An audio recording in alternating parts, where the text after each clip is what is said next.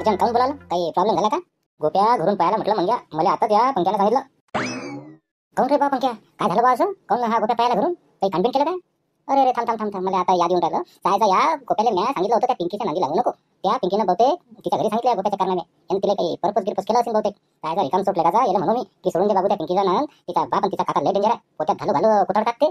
पण सायच्या ऐकलं नाही, त्याला म्हटलं होतं आपत येईन म्हणून. घ्या हा आली आपत, शेवटी पाहावं लागलं ना त्याला घरून. सायचा हा दलिंदर गोप्या ऐकतच नाही का? अबे मंग्या, तू कॅसेट नको घासू बरं, बंद करते कॅसेट पहिले. हा गोप्या काही त्या पिंकीच्या घरच्यानं नाही पाहायला. 6 तारखेला 12वीचा निकाल आहे, आणि त्याला माहिती आपला निकाल काय लागेल तर, म्हणून गोप्या घरून पाहायला बाबू. गोप्या 12वीत तर नापास होईल हे तर सगळ्याच माहिती आहे ना आपल्याला, मग गोप्या पाहायला काय? हे तर आपल्याला माहित आहे मंग्या की गोप्या काय दिवे लावीन तर, पण त्याच्या बापाला तर वाटते ना किंवा गोप्याला चांगलेच मार्क पडतील भराईत. या गोप्यानं 2 वर्षात लय डुबवलं ना त्याच्या बापाले. एक तर त्यानं 11वीला त्या अकोल्याला ऍडमिशन घेतली, तर ते मग ते सायन्स घेतलं त्या कॉलेजात. मग ते ट्युशन, ते पुस्तकं, ते मेस, ते खोली भाडं, आणि ते राहिलंच आहे ना. लय डुबवलं ना रे या गोप्यानं त्याच्या बापाले. आणि आता लागून राहिला निकाल, आणि त्यात याचा निकाल तर येईल फेलचा, म्हणून पाहायला सायचा बापाला घेऊन. बापा त्या गोप्यानं काय थाट केला होता. त्यानं बापाला म्हटलं चांगली इलेक्ट्रॉन गाडी घेऊन मागितली होती की बा मला कॉलेज दूर पडते, मला ते 4-5 दिवसाचं ट्युशन आहे, त्या ट्युशन अलग अलग ठिकाणी जावं लागते, आणि तेवढ्यात मग किती टाइम जाईल म्हणून गाडी मागितली त्यानं बापू बापाले. माझा टाइम वाचते, तेवढ्यात माझा जादा अभ्यास होते म्हणे. बापानं बिचारानं त्याला नवी कोरी इलेक्ट्रॉन गाडी घेऊन दिली का 1.5 लाखाची, आणि यानं पाहिलं सहायच्यानं काय दिवे लावले तर लय डुबवलं यानं बापाले. बापरे बाप, हो ना का त्या गोप्यानं सहायच्यानं सायन्स घेतलं, आणि त्यात सारा विषयाचं ट्युशन किती महाग राहते ते. वरून बापाले सांगे की बा मला डॉक्टर व्हायचं आहे, तर ते नीट एक्झामचा फॉर्म भरला त्यानं, त्याची ट्युशन लावल्या, आणि त्याच्यासाठी बी बापाकडून लय पैसे घेतले होते ना. बाप बिचारा साधा की चला बा माझा पुट्टा डॉक्टर बनीन, बापाने काही कमी केले त्याला पैसे लावायचे. या गोप्यानं सायला खरंच का बापाचा लय फायदा घेतला बे. अरे हो ना बा, हा गोप्या सायचा लय चालू आहे ना, लहानपणापासून सायचा त्याचे गुण दिसतच आहे. यानं लय डुबवला लगायचा खर्चायले. याचा चालू बनायचे तुम्हाला गोष्ट सांगतो. यानं लॉक टेबल घ्यायसाठी घरून 10,000 रुपये घेतले होते, आणि काय सांगे बाबाले की बा साधा सुद्धा टेबल असतं 5-7 हजाराचा येते, आपल्याला तर लॉक टेबल घ्यायचा आहे म्हणून त्यानं 10,000 रुपये घेतले होते. असा चालू आयटम आहे हा गोप्या.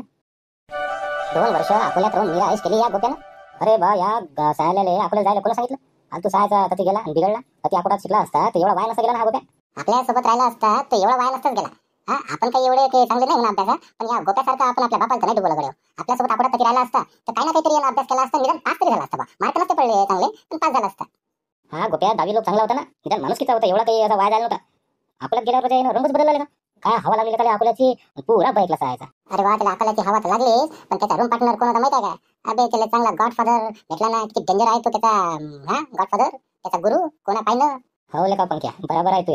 सायचा हा सुन्या लय सायचा गॉडफादर वस्तात भेटला बे त्याला. या सुन्यानंच बैकला वाटायचं, या सुन्यानंच उद्धार केला त्याचा. गोप्याला का या सुन्यासोबत राहून बिअर सिगरेटचा नाद लागला त्याला. नाही म्हटलं होतं बा त्या गोप्याला की त्या सुन्यासोबत नको राहू, पण हा गोप्या सायचा पुरा त्याच्या नादी लागला होता. बरं त्या गोप्याला फोन लावला होता काय? कुठे गेला, कोणत्या गावाला गेला, काही विचारलं, काही झालं काय, माहिती भेटली का तुला? फोन बंद करायला त्या गोप्यानं. बरं तो गोप्या घरून पाहायला तुला कोण सांगितलं? मला फाट्यावर भेटला होता तो. काय म्हणे तुला तो गोप्या? आता मला 12वीचा निकाल 6 तारखेला लागणार आहे, नापास तर कन्फर्म आहे. आता एक हिशोबी निघणार नाही असं वाटून राहिलं म्हणे. बापाचा भे वाटून राहिला बा. बापाला सांगितलं की बा चांगले मार्क भेटते ना, तिथले बोंब आहे. आता काय करावं ते समजून नाही राहिलं म्हणे. मी चाललो म्हणे घरून पाहून, गण्याला सांगून दे असं त्यानं निरोप दिला बा मला. पण त्यानं तुला सांगितलं नाही का कुठे चालला म्हणून? नाही गड्या, तेवढं तर काही त्यानं सांगितलं नाही, पण तू आपल्याला जाईन आणि जाऊन जाऊन जाईलच कुठे बे आपल्याला. नाही बाबू, हा पुण्याला जाईन. आपला सुनिया त्याचा गॉडफादर हा गेला ना तिकडे पुण्याला कंपनीत काम करायला. हा पुण्याला जाईन पाहिजे. अबे पण मला असा भे वाटून राहिला की हा गोप्या आपल्या जीवाचं काही बरं वाईट नाही करणार ना. अरे बा म्हणजे तसा विचार बी नको करू. अरे बा हा लय उच्च कोटीचा बेशरम आहे. हा कायचा जीव देईन, 2-3 महिने राहीन पुण्याला, मग येईन वापस. अरे गण्या, हा म्हणजे टिकून का पुण्याला? तर तिला कामाचे लोकच टिकू शकतात. हा गोप्याचा सहायचा एक नंबरचा आयडिया ना. निरा रातभर जागते घोडावानी, मोबाईल चिडत राहते आणि दिवसा झोपते. वॉचमनची नोकरी भेटून गड्या त्याला. वॉचमनची नोकरीच कर म्हणा सायच्या, रातभर मोबाईल पाहत जा आणि दिवसा झोपत जा. अरे बा त्या गोप्याला फोन लावून पाय, कटलं पोचला तो. अरे त्या गोप्याचं एवढं टेन्शन नको घेऊ, काही त्याचा फोन आता लागणार नाही. बरोबर पाय 6 तारखेला फोन येईन त्याचा.